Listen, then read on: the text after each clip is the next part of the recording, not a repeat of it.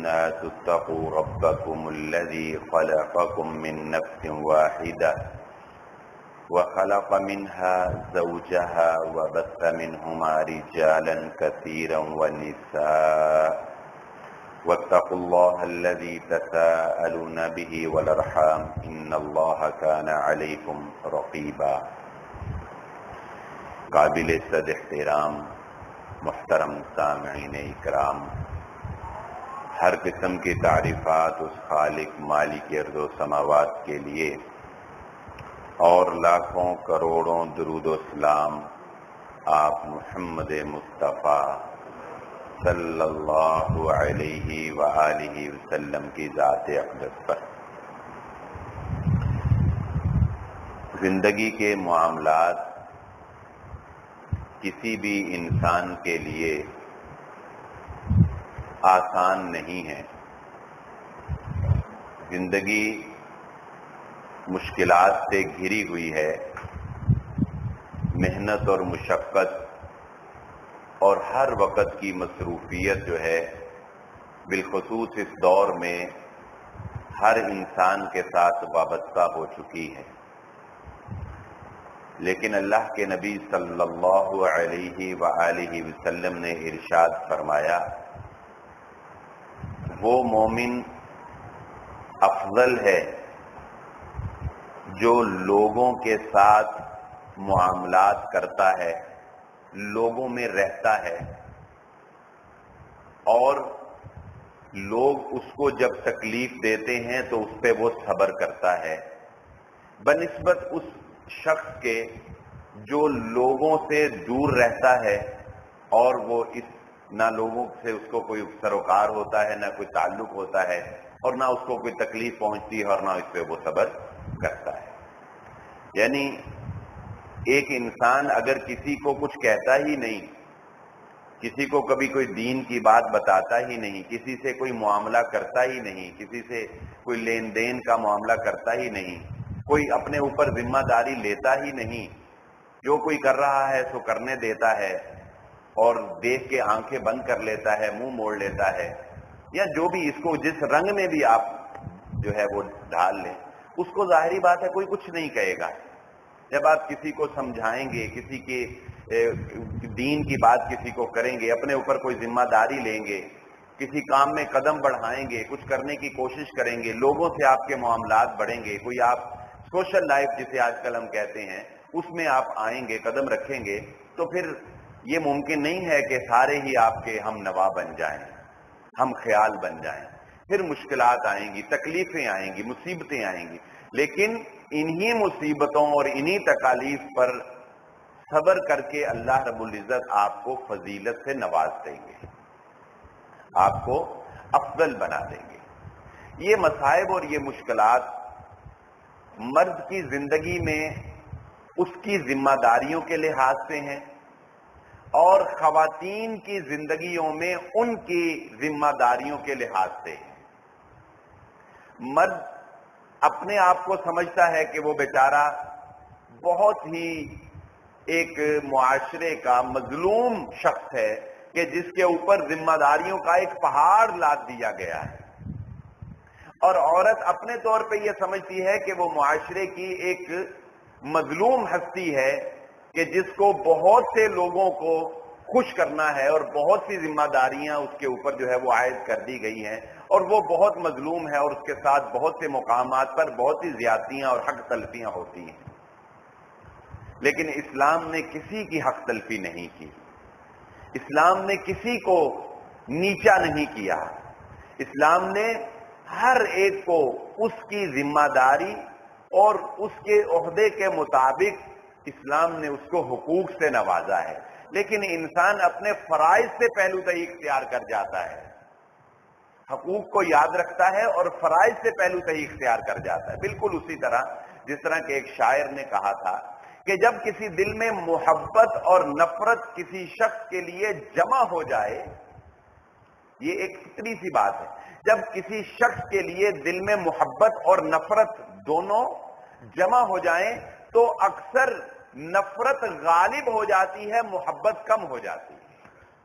بے عینی اسی طرح کہ جس بہت سے لوگ اچھے بھی ہوتے ہیں لیکن ان کی اچھائیوں پہ غور و فکر کم کیا جاتا ہے.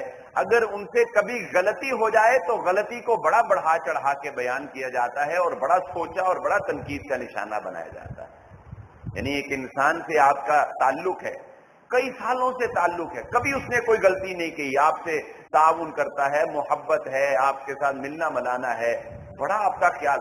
زندگی میں کبھی اگر اس سے آپ کے ساتھ کوئی معاملہ بگڑ گیا، کوئی غلطی اس سے ہو گئی، تو اس ایک غلطی کو آپ ہمیشہ یاد رکھیں گے اور ہو سکتا ہے کہ اس غلطی کی بنیاد پر اس کے سارے احسانات، اس کی ساری قدریں، اس کی ساری کاوشیں، اس کی ساری محبتیں آپ بھلا دیں.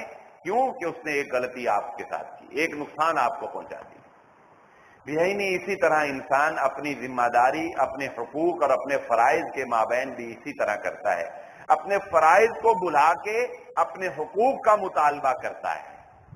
آئیے آج ہم دیکھتے ہیں کہ ایک عورت کا مقام اس کے گھر کے اندر کیا ہے اور ایک خامند کی حیثیت سے ایک مرد کا مقام کیا ہے. محمد الرسول اللہ صلی اللہ علیہ وآلہ وسلم نے ارشاد فرمایا، یہ دنیا تمام کی تمام متاع ہے اور اس دنیا کا بہترین متاع المرأۃ الصالحہ، وہ نیک عورت ہے. دنیا میں انسان بہت سی چیزیں ہیں جن سے قربت حاصل کرتا ہے، جن سے انسان دل لگاتا ہے، جن سے انسان اپنی ضروریات پوری کرتا ہے، جن سے انسان منسلک ہوتا ہے. لیکن سب سے بہترین دنیا کی چیز جس سے انسان وابستہ ہوتا ہے، منسلک ہوتا ہے، وہ نیک بیوی کا مل جانا ہے. نیک بیوی کیسی ہوتی ہے؟ اللہ کے نبی صلی اللہ علیہ وآلہ وسلم نے فرمایا، حضرت عبداللہ بن سلام رضی اللہ تعالیٰ عنہ روایت کرتے ہیں کہ نبی صلی اللہ علیہ وآلہ وسلم نے فرمایا، نیک بیوی وہ ہوتی ہے کہ جب اس کا خامند اس کو دیکھے تو وہ اپنے خامند کو خوش کر دے. اس کو دیکھ کر خامند کے چہرے پر مسکراہٹ آ جائے اور دن بھر کا تھکا ہوا انسان جب گھر لوٹ کر آئے تو اس کو سامنے سے بیوی کا ایسا چہرہ نہ دیکھنا پڑے کہ اس کی تھکاوٹ میں اور اضافہ ہو جائے، اس کی پریشانی اور بڑھ جائے اور آگے سے اسے گلے شکوے شکایتیں اور نہ جانے کیا کچھ سننا پڑے. اور بجائے اس کے کہ اس کے چہرے پر مسکان آئے، بجائے اس کے کہ وہ دن بھر کا تھکا اپنی تھکاوٹ اتارے، بلکہ وہ اور زیادہ مایوسی کا شکار ہو جائے. فرمایا بہترین عورت وہ ہے کہ جب اس کا خامند اس کے چہرے کی طرف دیکھے تو اس کو خوش کر دے. اس سے ایک نقطہ محدثین نے اور اس کی تفصیل بیان کرنے والوں نے یہ بھی بیان کیا ہے کہ عورت کے لیے یہ بھی ضروری ہے کہ وہ اپنے خامند کے لیے بناؤ سنگھار کر کے رکھے، اپنے خامند کے لیے خوبصورتی اختیار کرے. جو بھی کسی بھی دور کے تقاضے ہیں، ہم جانتے ہیں حضرت عائشہ صدیقہ رضی اللہ تعالیٰ عنہا، حضرت عائشہ صدیقہ رضی اللہ تعالیٰ عنہا کا سورہ نور میں یہ واقعہ مشہور ہے کہ جب آپ کا ہار گم گیا تھا، جو آپ نے ہار پہنا ہوا تھا وہ گم گیا اور پھر وہ ایک تہمت لگ گئی، لمبا واقعہ. وہ ہار حضرت عائشہ صدیقہ رضی اللہ تعالیٰ عنہا نے کسی سے ادھار لے کر پہنا ہوا تھا، کسی سے ادھار لے کر پہنا ہوا تھا. پھر آپ جانتے ہیں کہ عید کے موقع پر اللہ کے نبی صلی اللہ علیہ وآلہ وسلم نے جب عورتوں سے خطاب کیا کہ تم بہت زیادہ اپنے خامنوں کی ناشکری کرنے والی ہو اور بہت زیادہ لان تان کرنے والی ہو، تو میں نے جہنم میں تمہاری کثرت کو دیکھا ہے، صدقہ زیادہ کیا کرو. تو روایت میں آتا ہے کہ خواتین نے اپنے زیورات جو ہیں وہ اتار کر حضرت بلال رضی اللہ تعالیٰ عنہ کی جھولی میں ڈال دی گئی. اور میں یہ پڑھ کے بھی حیران ہوا، شیخ ابن باز کا فتویٰ میں پڑھ رہا تھا حج کے موضوع کے اوپر، تو انہوں نے کہا کہ کسی نے سوال کیا کہ اگر عورت کے پاس زیور اس کے پاس موجود ہو تو کیا اس کو اپنا زیور بیچ کر حج کرنا چاہیے؟ زیور ایک اضافی چیز ہے نا، استعمال کی چیز ہے، لیکن ایک اضافی ہے، ضرورت ایسی نہیں ہے کہ جس کے بغیر زندگی نہ گزر سکتی ہو. لیکن ہمارا یہ ٹاپک نہیں، میں ان کا فتویٰ آپ کو بتا دیتا ہوں. انہوں نے دلائل دے کر اس بات کو ثابت کیا کہ عورت کے اوپر یہ ضروری نہیں کہ وہ اپنا زیور بیچ کر حج کرے. اگر اس کے پاس زیور ہے اس کے اوپر حج فرض نہیں ہوتا. کیوں؟ انہوں نے کہا کہ عورت کی ضرورت ہے زیور. عورت کی ضرورت ہے زیور. ہاں اگر اتنا زیادہ ہے جو ضرورت سے زیادہ ہے تو پھر اس کو چاہیے کہ وہ بیچے اور وہ حج کرے. لیکن جتنا ایک عورت کے لیے ضرورت ہے بناؤ سنگھار کے لیے, اتنا زیور بیچ کے عورت کو حج نہیں کرنا فرض بنتا اس کے اوپر. کیا پتا چلا؟ پتا یہ چلا کہ خامند کے لیے زیب و زینت کرنا, خامند کے لیے خوبصورت بن کے رہنا, خامند کے لیے عورت کا اپنے آپ کو بناؤ سنگھار کرنا, یہ عورت کے اوپر ضروری ہے کہ وہ اس بات کا اہتمام کرے.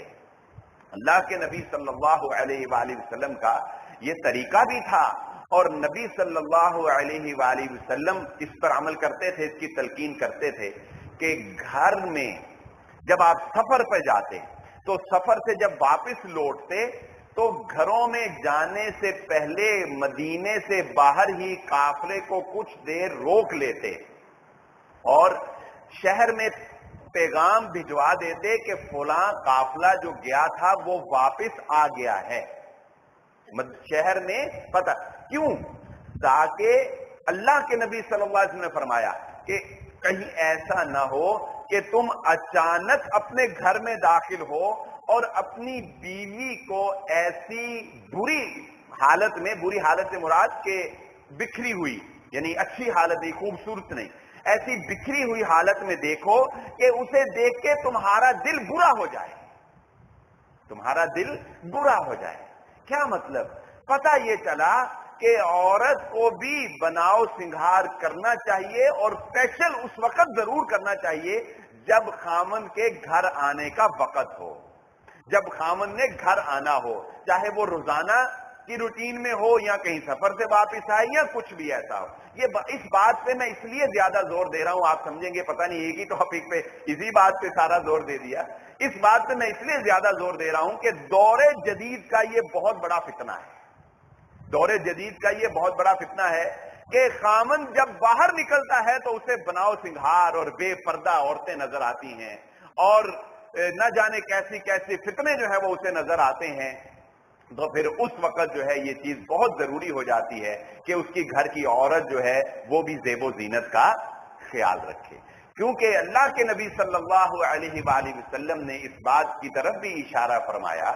آپ صلی اللہ علیہ وآلہ وسلم نے فرمایا اگر تمہیں کسی باہر کی عورت کی کوئی چیز محظوظ کر دے, کسی پر نظر پڑ جائے اور شیطان تمہارے دل میں وسوسے اور خیال پیدا کرنا شروع کر دے, فوراً اپنے گھر کی طرف اپنی بیوی کے پاس چلے جاؤ. اس کے پاس بھی اللہ نے وہی کچھ رکھا ہے جو تم باہر جس کی طرف دیکھ رہے ہو اس کے پاس. یعنی اگر کبھی دل میں کسی خاتون کو دیکھ کر کوئی برا خیال انسان کے پیدا ہو تو اسے کیا چاہیے کہ فوراً اپنے گھر جائے اور اپنی ضرورت کو اپنی بیوی کے ساتھ پورا کرے, جس میں اللہ رب العزت نے ثواب رکھا ہے. اللہ کے نبی صلی اللہ علیہ وآلہ وسلم سے صحابہ نے حیران ہو کر پوچھا اگر کوئی شخص اپنی بیوی سے اپنی ضرورت پوری کرتا ہے تو کیا اس میں ثواب ملے گا؟ اللہ کے نبی صلی اللہ علیہ وآلہ وسلم نے فرمایا اگر وہ اپنی اس ضرورت کو کسی غیر عورت کے اوپر پورا کرتا تو کیا اس کو گناہ ہوتا؟ صحابہ نے کہا جی اللہ کے نبی صلی اللہ علیہ وسلم. فرمایا پھر جب وہ اس کو جائز طریقہ سے اپنی بیوی پہ پورا کرتا ہے تو اس کو اس کا ثواب بھی ملے گا, کو اس کا ثواب ملے گا. تو اللہ کے نبی صلی اللہ علیہ وآلہ وسلم نے عورتوں کو اس بات کی بہت تلقین کی ہے کہ وہ اپنے خامدوں کے لیے بن ٹھن کے رہیں, اور جو بھی جائز ہیں, جو بھی شریعت کے جائز حدود ہیں, قوانین ہیں, ان کو ملحوظ خاطر رکھتے ہوئے اپنے خامند کے لیے بناؤ سنگھار کریں. اسی لیے اللہ رب العزت نے اور اللہ کے نبی صلی اللہ علیہ وآلہ وسلم نے عورت کو اس بات کی بھی تلقین کی ہے, مرد کی فطرت اور مرد کی ذہنیت کو سامنے رکھتے ہوئے. اور میں یہ کہنا چاہوں گا کہ اس حدیث کو جو میں اب بیان کرنے لگا ہوں, ہمیں اس اپنے معاشرے میں بہت زیادہ اپلائی کرنے کی ضرورت ہے.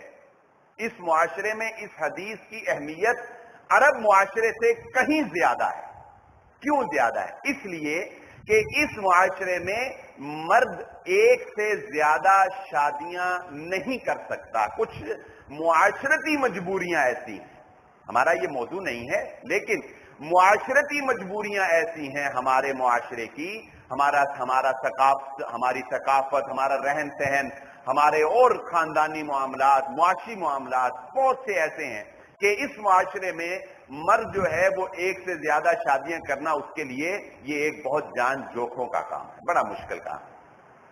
تو اس معاشرے میں پھر اس حدیث پر عمل بہت ضروری ہے. اور وہ کیا کہ اللہ کے نبی صلی اللہ علیہ وآلہ وسلم نے فرمایا عورت کے لیے یہ جائز نہیں ہے کہ جب بھی اس کا خاوند اس کو اپنی ضرورت پوری کرنے کے لیے پکارے تو وہ انکار کرے، چاہے دل چاہتا ہو یا نہ چاہتا ہو. بدل نخواستہ عورت کو کبھی بھی اپنے خاوند کو انکار نہیں کرنا چاہیے اگر اس کا خاوند اپنی ضرورت کے لیے اس کو پکارتا ہے. اگر وہ اس سے رات ناراض ہو گیا، عورت نے انکار کر دیا اور وہ ناراض ہو گیا، تو سمجھ لیں کہ اس نے ساری رات جو ہے وہ فرشتوں کی لعنت کو اپنے لیے جو ہے وہ مستحق ٹھہرا لیا، اس عورت نے جو اپنے خاوند کو انکار کر دیتی ہے. مجبوریاں اور بیماریاں یہ ایک الگ بات ہے، وہ ہر ایک کے علم میں ہوتا ہے. تو جہاں سے ہم نے بات کا آغاز کیا تھا وہ کیا تھا کہ اللہ کے نبی صلی اللہ علیہ وآلہ وسلم نے ارشاد فرمایا بہترین عورت کون سی ہے کہ جب اس کا خاوند اس کے چہرے کی طرف دیکھے تو اس کو خوش کر دے، وہ خوش کر دے. تو خواتین کا اس میں بہت اہم کردار ہے اپنے خاوند کو خوش رکھنے میں اور اپنے خاوند کو خوش کرنے میں. میں یہ سمجھتا ہوں ہم نے اس پر بہت سے ٹاپک پر اس ٹاپک پر بہت سے جمعے ہم نے پڑھائے ہیں، غیبت، چگلیوں پر. غیبت اور چگلیاں جہاں عورتیں آپس میں کرتی ہیں وہاں یہ بھی ایک بہت بڑا رجحان ہے کہ خاوند کے گھر آتے ہی خاتون نے سارے دن کی غیبتیں اور چگلیاں جمع کی ہوئی ہوتی ہیں، اور خاوند کے گھر پہنچتے ہی وہ کیا کرتی ہے، اسے ضرور بتاتی ہے آج فلانے نے یہ کہا، آج فلانے نے یہ کیا، آج فلانے میرے ساتھ ایسے کیا، آج ایسے ہوا، آج ویسے ہوا، آج ویسے ہوا. اور وہ بیچارہ خوش ہونے کی بجائے اور زیادہ پریشان ہو جاتا ہے، کیونکہ جب انسان کسی کے بارے میں باتیں سنتا ہے تو لا محالہ سی بات ہے وہ بدظن ہوتا ہے. عورتوں کو اپنی اس عادت پہ بھی غور کرنا چاہیے کہ جب ان کا خاوند ان کے گھر آئے تو اس کو چگلیوں اور غیبتوں سے نہ بھر دیں، بلکہ اس کو خوشی سے بھریں، اس کی خدمت کریں، اس کے لیے کوئی اچھی ضیافت کا اہتمام کریں، اس کے لیے بناؤ سنگھار کریں. دوسری بات اسی حدیث کے ضمن میں اللہ کے نبی صلی اللہ علیہ وسلم نے فرمائی. پہلی بات ہو گئی. دوسری بات اللہ کے نبی صلی اللہ علیہ وسلم نے فرمایا اچھی عورت وہ ہے، بہترین عورت وہ ہے کہ جب اس کا خاوند اس کو کسی کام کا حکم دے تو وہ اس کی اطاعت بجا لائے. جب خاوند اپنی بیوی کو کوئی حکم دے کہ ایسے کرو تو اسے چاہیے کہ وہ اس کی اطاعت بجا لائے. خاوند کی اطاعت سوائے اس کے کہ فرائض کے ترک میں، یعنی اگر عورت کو خاوند کوئی ایسا کام کرنے کا کہے جس سے اللہ اور اس کے رسول کے حکم کی نافرمانی ہوتی ہو یا فرائض ترک ہوتے ہوں تو پھر اجازت نہیں. اس کے علاوہ عورت نفلی کام بھی، نفلی عبادت بھی خاوند کی اجازت رضامندی کے بغیر نہیں کر سکتی. آپ نے وہ مشہور روایت سنی ہوگی، حضرت عائشہ صدیقہ رضی اللہ تعالی عنہا فرماتی ہیں کہ ہم اپنے رمضان المبارک کے روزے جو عورتوں کے رہ جاتے ہیں ایام کی وجہ سے، فرماتی ہیں کہ اللہ کے نبی صلی اللہ علیہ وآلہ وسلم کی خدمت کی وجہ سے، اللہ کے نبی صلی اللہ علیہ وسلم کی خدمت میں ہم اتنی مصروف ہوتی تھیں کہ آپ کی خدمت کی وجہ سے ہم ان روزوں کی قضا شعبان میں جا کے دیا کرتی تھیں، کیونکہ شعبان میں اللہ کے نبی صلی اللہ علیہ وسلم کثرت سے روزے رکھا کرتے ہیں. اس سے آپ اندازہ لگا سکتے ہیں کہ نفلی کام تو یہ یعنی فرض روزوں کی قضا ہے، لیکن اس کی قضا بھی خامند کی خدمت اور خامند کی خوشنودی کے لیے تاخیر کی جا رہی ہے، تاکہ اگلا رمضان آنے سے ایک ماہ پہلے جو ہے اس کی قضا دی جاتی، وہ بھی اس لیے کہ اس میں موقع آسانی سے میسر آ جاتا۔ اللہ کے نبی صلی اللہ علیہ وآلہ وسلم کثرت سے اس میں روزے رکھا کرتے تھے۔ تو یہ بات بھی معمولی نہیں ہے کہ عورت کو خامند کی خوشی میں ہی اپنی خوشی تلاش کرنی چاہیے، خامند کی اطاعت اور فرما برداری جو ہے وہ عورت کو بجا لانی چاہیے۔ یہاں ایک مسئلہ میں اور واضح کرتا ہوں، یہ سوال ہمارے معاشرے کے اندر بہت زیادہ اٹھایا جاتا ہے اور لوگ اس پر بہت پریشان ہیں۔ وہ کیا کہ اس میں ایک چیز کو یاد رکھیں، ایک ہے قانون اور ایک ہوتا ہے اخلاق۔ اخلاق ہمیشہ قانون سے بالاتر ہوتا ہے، بلند ہوتا ہے، ہمیشہ قانون سے اخلاق کا درجہ زیادہ ہوتا ہے اللہ رب العزت کے ہاں۔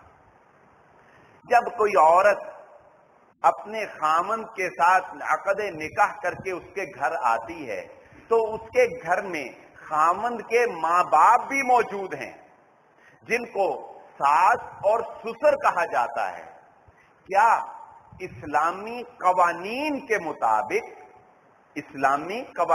مطابق ایک عورت پر اپنے ساس اور سسر کی خدمت کرنا لازم ہے یا نہیں ہے؟ قانون کیا کہتا ہے؟ قانون کیا کہتا ہے؟ عورتیں، یہ ہمارے معاشرے کا ایک بہت بڑا مسئلہ ہے کہ کیا حیثیت ہے بہو کی کہ وہ اپنے سسر اور ساس کی خدمت کرنا اس کے اوپر فرض ہے یا کہ نہیں۔ دیکھیے، قانونی اعتبار سے بہو کے اوپر اپنے خامند کے ماں باپ کی خدمت کرنا فرض نہیں ہے، یہ متفق ہے علماء کا، اس میں کوئی گہرا اختلاف نہیں ہے جو بات میں کر رہا ہوں۔ فرض اس کے اوپر نہیں ہے۔ اچھا، پھر کیا کرے؟ نہ کرے خدمت۔ اچھا، اگر عورت خدمت نہ کرے تو پھر کس کے اوپر فرض ہے خدمت کرنا؟ بیٹے کے اوپر، خامند کے اوپر فرض ہے نا۔ خامند کے اوپر فرض ہے کہ وہ اپنے ماں باپ کی خدمت کرے، ان کے کھانے کا انتظام کرے، ان کے کپڑوں کے دھونے کا انتظام کرے، ملازمہ رکھ کے دے، نہیں کرتا تو خود کرے، پھر اس پر فرض ہے بھائی۔ تو کیا کرے پھر وہ کمانا چھوڑ دے اور آدھا دن کمائے اور آدھا دن آ کے اپنے ماں باپ کی خدمت کرے؟ نہیں، پھر کیا کرے؟ پھر کرے یہ کہ اگر خامند اپنی بیوی کو کہے کہ تم میرے ساتھ تعاون کر، یہ اس کا تعاون اس کے ماں باپ سے نہیں ہے، اپنے خامند سے ہے۔ اگر کوئی عورت اپنے خامند کے ماں باپ کی خدمت کرتی ہے تو اس کا یہ تعاون کس کے ساتھ ہے؟ اپنے خامند کے ساتھ۔ وہ اپنے خامند کے ایک فرض میں اس کا ہاتھ بٹا رہی۔ اگر خامند کہتا ہے تم میرے ماں باپ کی خدمت کرو، تم میرے ماں باپ کی خدمت کرو کہ یہ میرا فرض ہے اور تم میرے فرض میں میری معاون بنو، تو عورت کو چاہیے کہ وہ اپنے خامند کی بات مان کے اس کے ماں باپ کی خدمت کرے۔ یہ اس کا اخلاقی حق ہے۔ ہاں، یہ انکار کا وہ کہہ سکتی ہے میرا فرض نہیں، لیکن یہ تو اس کا فرض ہے کہ وہ اپنے خامند کی جائز بات کو میں اس کی اطاعت کرے، اپنے خامند کی جائز بات میں اس کی اطاعت۔ اور خامند کو بھی اس بات کو سمجھنا چاہیے کہ اگر اس کی بیوی اس کے ماں باپ کی خدمت کر رہی ہے تو یہ اس کی بیوی کا اس کے ساتھ اخلاقی تعاون ہے، اس کے اوپر فرض نہیں ہے۔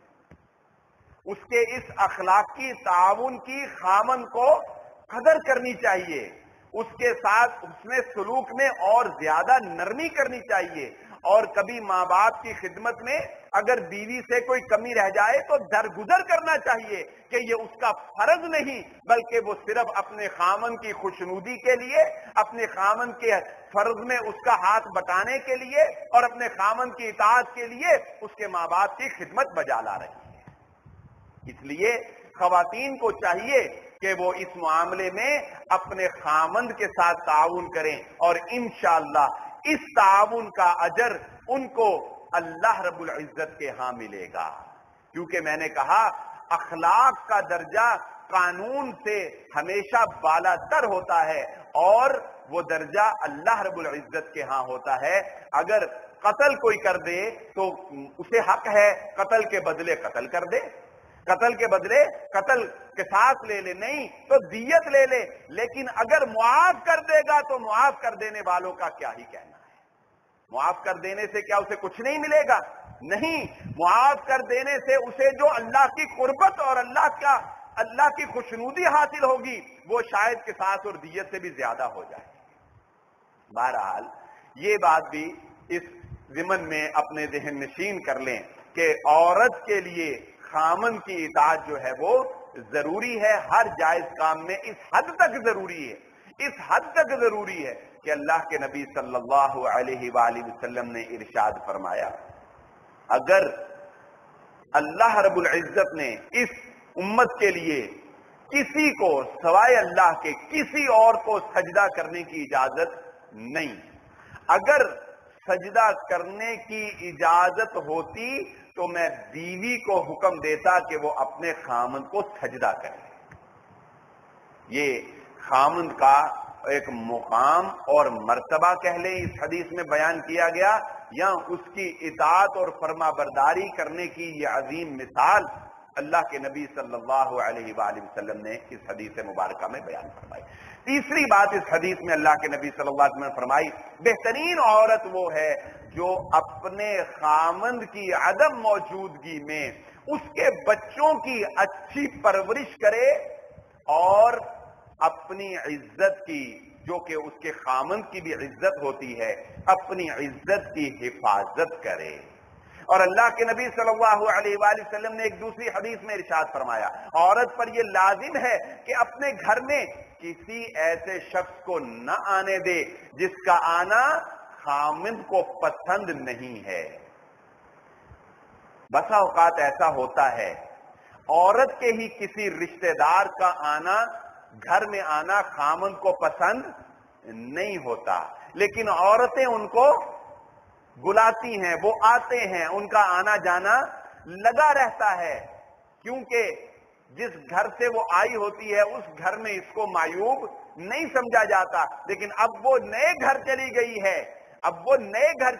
ہے، اب اس کو اس گھر کے قوانین کے مطابق چلنا چاہیے۔ تو اللہ کے نبی صلی اللہ علیہ وسلم فرمایا، اگر کسی شخص کا آنا جانا خامند کو پسند نہ ہو، بیوی کو چاہیے کہ اس شخص کو اپنے گھر میں داخل نہ ہونے دے، خلوص نیت کے ساتھ اپنے بچوں کی پرورش کرے۔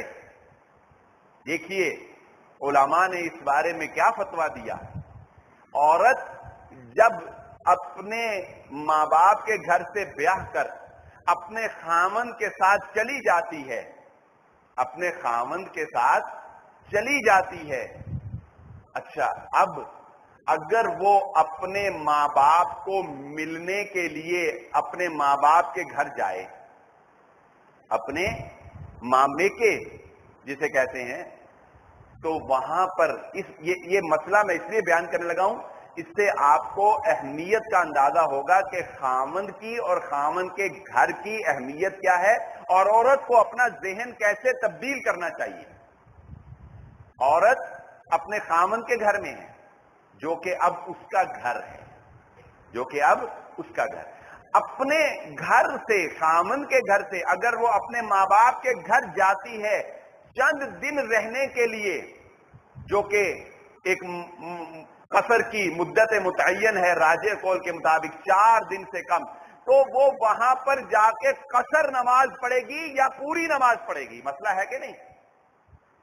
اپنے خامند کے گھر سے گئی ہے اپنے ماں باپ کے گھر، وہاں قصر پڑے گی کہ پوری پڑے گی؟ اکثر علماء اکرام کا، جن میں مولانا ارشاد اللہ قصری صاحب محقق، ان کا بھی یہی فتویٰ تھا کہ وہ اپنے گھر سے گئی ہے، کس کے گھر؟ اپنے ماں باپ کے گھر، اب وہ اس کا گھر نہیں، اس کا گھر کون سا ہے؟ اس کے خامند کا گھر۔ تو اپنے ماں باپ کے گھر میں جا کے وہ اگر سفر زیادہ ہے، سفر ہے اور مدت 4 دن سے کم ہے، قصر نماز پڑھے گی، کیوں؟ کیونکہ وہ وہاں مہمان ہے، وہ وہاں مہمان ہے، وہ اس کا گھر نہیں ہے، اس کا گھر خامند کا گھر ہے۔ اور خامند کو بھی اس بات کو سمجھ لینا چاہیے، خامند کو بھی اس بات کو سمجھ لینا چاہیے کہ میری بیوی کا گھر اب یہ ہے، اس کی یہ میری ذمہ داری ہے۔ اب اس کے پچھلوں سے ہر عید شبرات پہ لالچ رکھنا کچھ آئے گا، یہ خامند کو زیب نہیں دیتا۔ یہ خامند کو جہیز تو بڑی پہلے کی بات ہے نا، چلو جہیز تو ایک ہے ہی ہے۔ ہمارے معاشرے میں تو یہ بھی ایک المیہ ہے کہ خامند کے دل میں ہمیشہ یہ طمع رہتی ہے کہ کوئی موقع آ جائے میری بیوی کی جانب سے کوئی ڈھیروں ڈھیر ہی مال آنا چاہیے۔ فلانے موقع پر فلانی چیز نہیں دی، فلانے موقع پر فلانی نہیں دی، گرمیوں میں سوٹ نہیں دیے، سردیوں میں سوٹ نہیں دیے، عید پہ فلانی کیا، شبرات پہ فلانے ہی کیا۔ یہ سب کیا ہے؟ ایک طرف چاہتے ہو تمہاری بیوی تمہاری تابعدار ہو، تمہاری فرما بردار ہو، تمہارے ماں باپ کی بھی خدمت کرے، تمہارے گھر والوں کی بھی خدمت کرے، اور اس بیچاری پر یہ بوجھ بھی لاتے ہو کہ وہ اپنے ماں باپ سے بھی لا کر تمہیں دے۔ کیسا ظلم ہے! انسان کو اپنے گریبان میں بھی جھانک کر دیکھنا چاہیے۔ صرف یہی نہیں کہ اپنے حقوق ہی حقوق اسے نظر آئیں اور اپنے فرائض جو ہیں وہ اسے نظر نہ آئیں۔ خودداری کس چیز کا نام ہے؟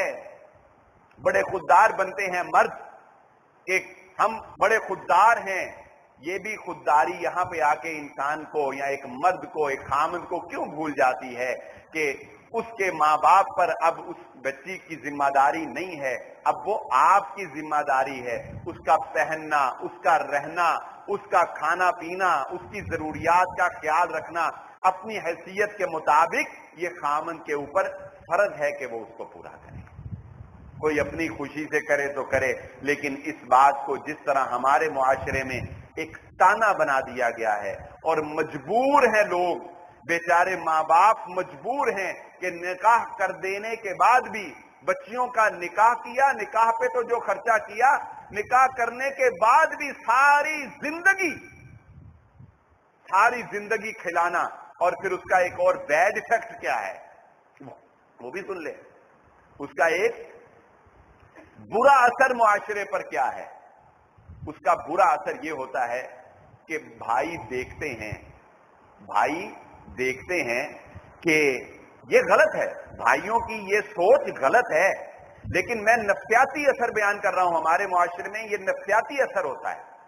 بھائی دیکھتے ہیں ہمارے ماں باپ نے جب ہماری بہن کی شادی کی تو اتنے لاکھ روپیہ اس پر لگایا، اچھا پھر کچھ دیر بعد عید آ گئی، عید پہ اتنا دیا، صاحب اولاد ہوئی پھر اولاد کو اتنا دیا، پھر سردیوں میں دینا شروع کر دیا، پھر گرمیوں میں دینا شروع کر دیا۔ اچھا ماں باپ چلے گئے، بھائیوں نے کہا اب ہم پہ ذمہ داری آ گئی، اب ہم نے دینا شروع کر دیا۔ بھائی کہتے ہیں اچھا پھر وراثت سے تمہاری ہم نے چھٹی کر دی، تمہیں شروع سے دیتے ہی آئے۔